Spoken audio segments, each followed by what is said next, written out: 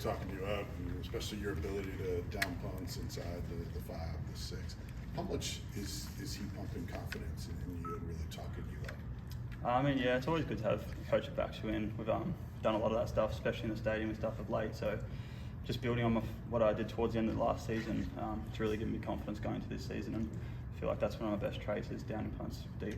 What are some things that you really focused on to try to elevate your game even more? I think for me, I've always known how to kick a football, so it's just been sort of confidence in playing.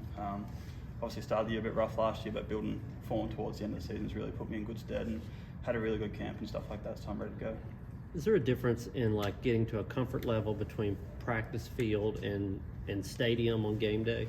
I mean, yeah, you can do as much as you want in the practice field, but out there's different, obviously. You can't replicate that at practice as much, but we try to do as much as we can to do that, give them different rush looks and stuff, which definitely makes me more comfortable going to games.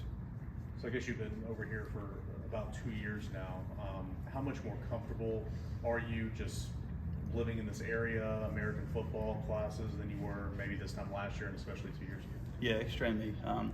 Got here 2 years to the day last week, so sort of got to reflect on some photos of my camera album and stuff like that, looking back when I came, and sort of realised how much I've grown as a person, as a player, stuff since then. So really like my time in Knoxville now. It's definitely a second home.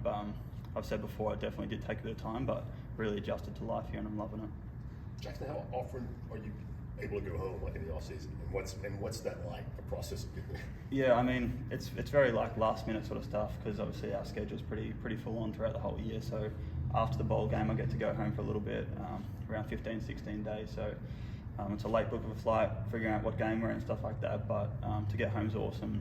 Get to see a few of the guys and reflect on our years that we've had, and also see some guys from back home and just sort of have peace of mind coming back here to get going. What's it like for friends and family to try to find games on TV over there? Is it on the Yeah. internet or?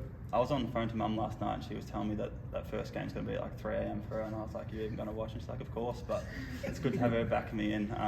They're coming over this season again, so honestly, first season I got here I gave out tickets to all my teammates and stuff, but now I'm trying to get tickets from them, so it's pretty cool to have friends and family coming over from Australia for games. So your family hadn't been to any games yet since you've been here? Last season they came to I think 4 in the end, so I think this year Mum's doing 5. Even some friends are coming for 3 weeks in a row and stuff during that Alabama Florida period, so it's going to be awesome. So what was your impression of SEC football when you got over here? Yeah, I think all my friends and family had no idea how big it was. Obviously you can watch it on TV, but once you're actually in that stadium, the environment's like nothing else. I found that out myself when I got here as well. I always thought it's not going to be as big as I think, but it really is, and it's awesome. How did you describe it to them before they got here? The atmosphere and how many people would be in the stadium? I mean, I just said it's like an Australian sort of grand final, but every week. You know, there's 100,000 for the biggest game in Australia, but there's 100,000 for the smallest game here. So, telling my friends that the smallest crowd I played in front of last year in Knoxville was 101,000 sort of blew their minds a little bit. But yeah, it's cool. Did it take any convincing for them to believe you that it is like 100,000 every week, regardless of where you are sometimes? I mean, yeah, I think probably when I do say that, people are like, "Oh yeah, cool, I'm sure," but then they actually come and they go, "Oh, wow," you know, so. What is the first thing you show them when they visit Knoxville? First things first is get a coffee down in Old City at my favourite spot, 5 and Hoke. That's where I go most days, but it's the best coffee in Knoxville, so I take them there first, then we go for a little look around, but they just like going to restaurants and stuff like that, seeing what's cool, but obviously campus blew them away as well. What was that coffee shop again? 5 and Hoke. Very good plug.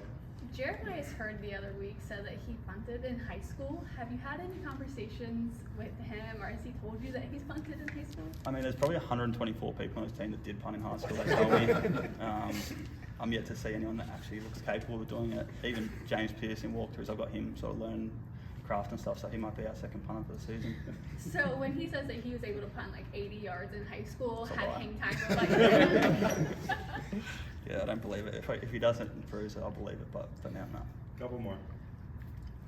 How much can you really pick up a yard when you're doing the rugby kick and there's not anyone in your vicinity? How much can you pick up sort of those hidden yards?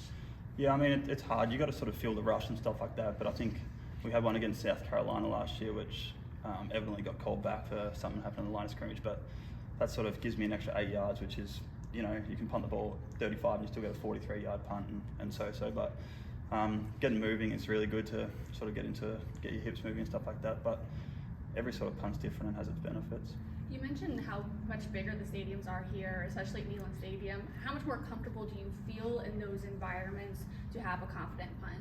Yeah, I'm extremely confident now. I think I had probably my best game of the year at Alabama last year, so that really gave me confidence going into different stadiums and environments. So, Thanks, Jackson.